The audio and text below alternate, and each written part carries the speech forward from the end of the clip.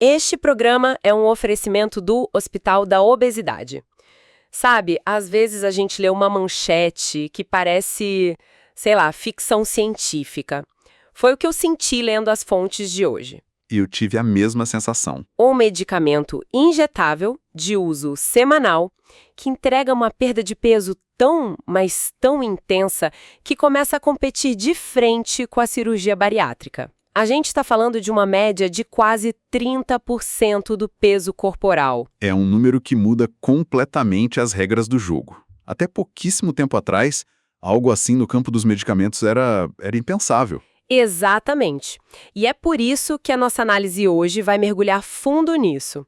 Vamos analisar os dados de um estudo chamado TRIUMPH-4, que testou uma molécula nova, a retatrutida. Um nome que a gente vai ouvir muito ainda.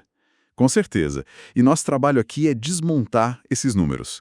Entender o que faz esse medicamento ser tão diferente, quais os benefícios que vão além da balança e, claro, o mais importante, qual é o preço a se pagar. Porque, como a gente vai ver, essa potência toda não vem de graça. Ok, vamos começar pelo básico então. Lendo o material, uma expressão não para de aparecer.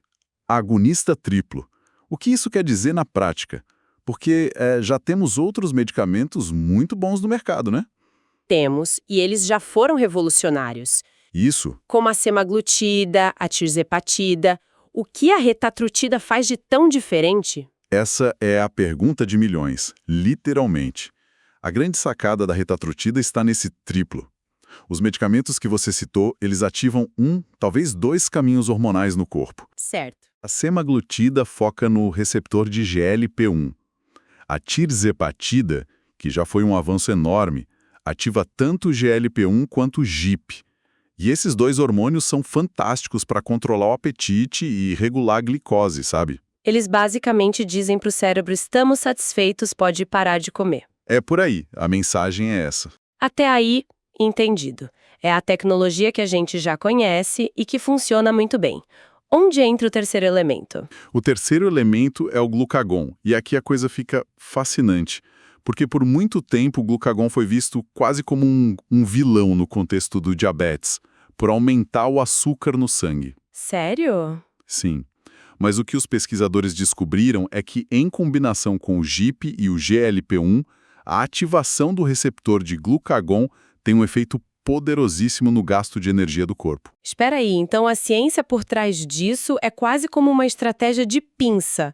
De um lado você, fecha a torneira da fome com o GLP-1 e o GIP. Isso. E do outro, com o glucagon, você abre o ralo do gasto calórico. É essa a mágica. Essa é uma analogia perfeita, exatamente isso. Você não está só diminuindo a entrada de calorias, o que já é ótimo.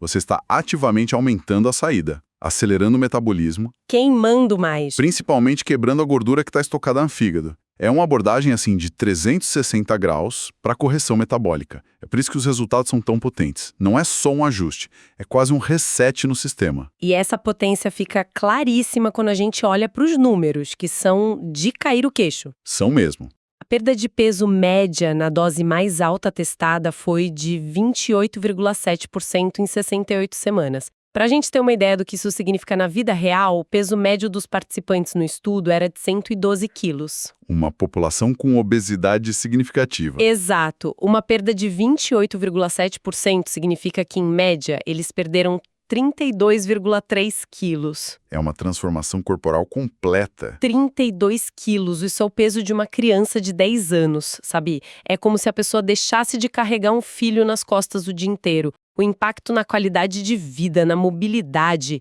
deve ser absurdo. Sem dúvida.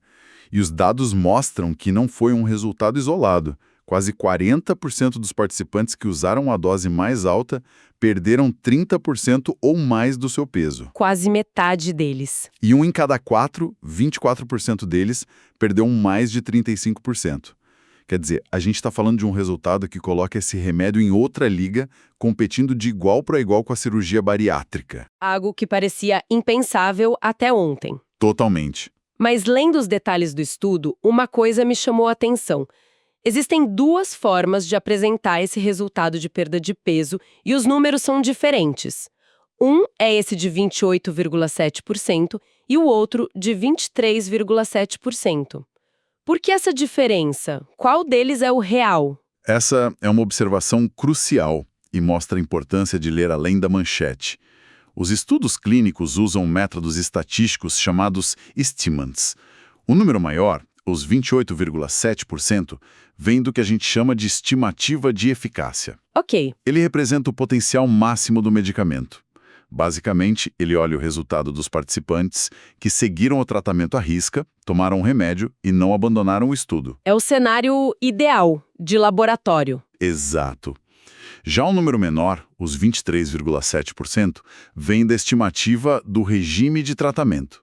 Esse cálculo é mais próximo do mundo real. Ah, tá. Ele inclui todo mundo que começou o estudo, até mesmo as pessoas que desistiram no meio do caminho, seja por efeitos colaterais ou qualquer outro motivo. E entendi. Então essa diferença de 5 pontos percentuais entre os dois números é, na prática, o custo da tolerabilidade. É o preço que se paga pelos efeitos colaterais que fazem as pessoas pararem. Você resumiu perfeitamente.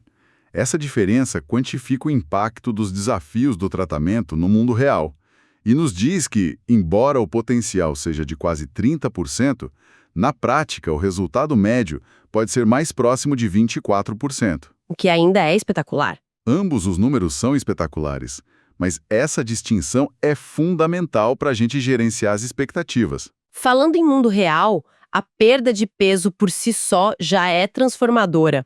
Mas as fontes que a gente analisou mostram que o impacto ia muito além da balança, né? O estudo foi desenhado com um alvo bem específico. Isso mesmo. E essa é talvez a parte mais empolgante da história toda. Esse não era um estudo de perda de peso genérico.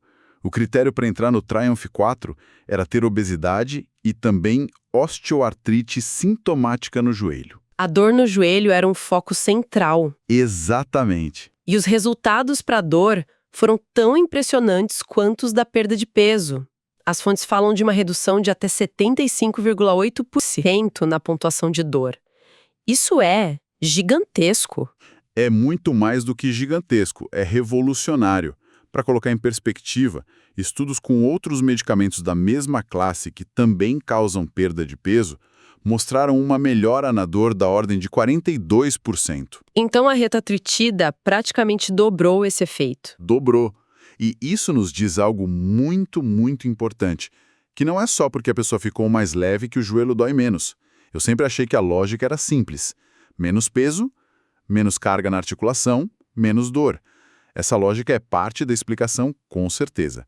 Mas não é a história toda. Se fosse só isso, a melhora na dor deveria ser proporcional à perda de peso em todos os medicamentos. Faz sentido. O que esses dados sugerem fortemente é que a retatrutida tem um efeito anti-inflamatório sistêmico muito potente. Hoje a gente entende que a osteoartrite, especialmente em quem tem obesidade, não é só um problema de desgaste mecânico. Tem mais coisa aí. Tem. É uma doença com um componente metabólico e inflamatório brutal. O tecido gorduroso não é só um peso extra, sabe? Ele produz substâncias inflamatórias que atacam as articulações. Então o medicamento estaria agindo nessas duas frentes, reduzindo a carga mecânica com a perda de peso e, ao mesmo tempo, desligando a inflamação que vem da própria gordura. Exatamente. Os exames de sangue dos participantes confirmaram isso. Mostraram uma queda drástica em marcadores de inflamação, como a proteína C reativa. É por isso que os pesquisadores estão usando uma expressão nova para descrever a retatrutida. Qual? Uma potencial terapia modificadora de doença metabólica e musculoesquelética. Não é só um remédio para emagrecer, é um tratamento que pode modificar a biologia da doença articular. Nossa! E o que mais me impressionou foi um dado específico. Mais de 12,5%, ou seja, 1 em cada 8 pacientes, relataram estar completamente sem dor no joelho no final do estudo. Isso é transformador. Sair de uma dor crônica para dor zero é o tipo de resultado que muda uma vida. Com certeza. É a diferença entre precisar de uma cirurgia de prótese de joelho e poder voltar a caminhar no parque, a brincar com os netos. Ok, até agora parece um medicamento milagroso. Resultados de bariátrica, alívio de dor crônica, é bom demais para ser verdade. Então, qual é o mais? Onde está o problema? Porque toda essa potência deve ter um custo. E tem. A discussão sobre os efeitos colaterais e a tolerabilidade é o centro do debate sobre o futuro da retatrutida. Primeiro, temos os efeitos já esperados para essa classe de medicamentos, os gastrointestinais, náusea, diarreia. Isso, náusea, diarreia, vômito, eles foram muito comuns, como já se imaginava. Mas o ponto que realmente salta aos olhos nos relatórios é a taxa de gente que abandonou o estudo. Exato. Esse é o número mais preocupante. Na dose mais alta, a de 12 mg, que foi a que entregou os melhores resultados, 18,2% dos participantes pararam o tratamento por causa de eventos adversos. 18,2%. Isso é quase 1 em cada 5 pessoas. É gente pra caramba. Isso me faz pensar, se a dose mais eficaz é também a mais difícil de tolerar, será que na prática os médicos vão acabar usando doses mais baixas e a gente nunca vai ver esses números do estudo no mundo real? Essa é a grande questão estratégica. É um equilíbrio delicado. Provavelmente a abordagem será começar com doses muito baixas e subir bem lentamente, ao longo de meses, para tentar adaptar o corpo. Uma escalada bem gradual. Isso. Mas mesmo assim, é um fato que uma parcela significativa da população simplesmente não vai tolerar as doses mais altas. E isso reforça uma ideia que não pode ser esquecida. Que isso não é um tratamento faça você mesmo. A necessidade de acompanhamento médico rigoroso parece ser ainda maior com um medicamento tão potente. Absolutamente. Não é só pegar a receita e ir embora. O tratamento da obesidade com medicamentos dessa geração exige uma parceria muito próxima entre médico e paciente. É preciso monitorar, ajustar dose, manejar sintoma. É um tratamento ativo. E, além dos problemas gastrointestinais e da alta taxa de desistência, surgiu algo novo, um efeito colateral que não era comum nos outros medicamentos, né? A tal da disestesia. O que é isso exatamente? Disestesia é um termo médico para uma sensação anormal e desagradável na pele. Os pacientes descrevem como formigamento, queimação, uma sensibilidade estranha ao toque. Que estranho. Na dose mais alta, esse efeito apareceu em 20,9% dos participantes. A boa notícia é que, na maioria das vezes, foi descrito como leve. Raramente foi o motivo para alguém abandonar o estudo. Mas É um sinal de alerta. É um sinal de segurança novo. Os cientistas ainda não sabem ao certo o mecanismo que causa isso, e é algo que os órgãos reguladores, como o FDA e a Anvisa, vão olhar com uma lupa gigantesca. então o quadro que se desenha é de uma ferramenta de um poder inédito, mas que exige um operador muito habilidoso. A personalização do tratamento vai ser a chave, né? Sem dúvida. Não vai ser um remédio para todo mundo e a dose ideal vai variar imensamente. O desafio será encontrar o ponto ótimo para cada paciente. A dose mais alta que ele consiga tolerar para ter o máximo de benefício com o mínimo de desconforto. E o que o futuro reserva? O estudo Triumph 4 é só o começo, certo? As fontes deixam claro que ele é só a ponta do iceberg. Exato. O programa completo se chama Triumph e tem mais 7 grandes estudos em andamento com resultados esperados até 2026. Eles estão testando a retatrutida para uma variedade de problemas ligados à obesidade, como a apneia do sono, problemas cardíacos. Isso, a apneia obstrutiva do sono, doença cardiovascular, doença hepática gordurosa.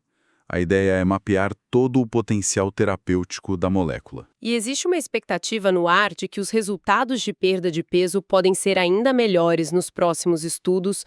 De onde vem esse otimismo todo? Vem principalmente do desenho do estudo principal de perda de peso, o Triumph 1. Ele vai ter uma duração maior, de 80 semanas, contra 68 deste estudo. Ah, tem mais tempo de tratamento. Exato. E o que a gente observa com esses medicamentos é que a perda de peso é contínua por um longo período. Eles não atingem um platô tão rápido.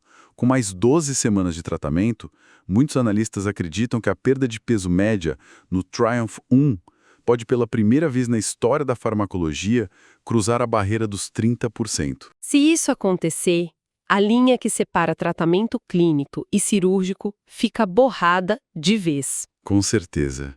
Mas, para fechar com uma visão equilibrada, o caminho até a aprovação, que projetam para 2027, não é uma linha reta. Tudo vai depender de como a empresa vai conseguir explicar e contextualizar esses desafios de tolerabilidade. A eficácia é inquestionável.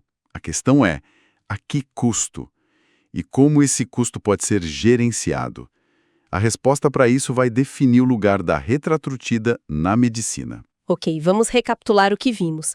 A retratrutida surge como um divisor de águas, o primeiro da classe dos agonistas triplos e entrega resultados de perda de peso que rivalizam com a cirurgia bariátrica. Resultados impressionantes. E mais do que isso, ela mostrou um benefício surpreendente e potente para a dor da osteoartrite de joelho, sugerindo um poderoso efeito anti-inflamatório. Mas essa potência toda vem com um preço. Efeitos colaterais gastrointestinais importantes, uma taxa de desistência considerável na dose mais eficaz e um novo sinal de segurança, a disestesia, que precisa ser melhor compreendido. E tudo isso grita a mesma mensagem. Exatamente. O acompanhamento médico próximo e individualizado não é opcional. É uma condição essencial para o sucesso e a segurança do tratamento. Perfeito.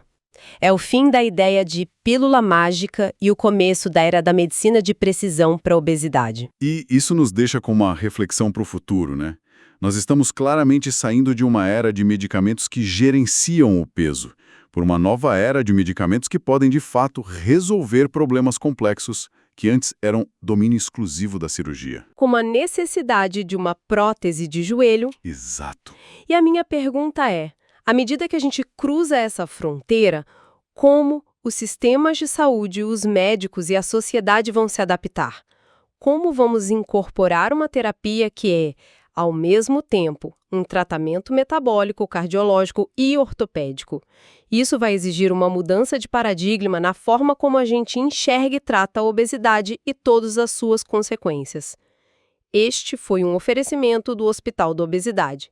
Para mais informações, acesse hospitaldoobesidade.com.br. Agradecemos a sua audiência.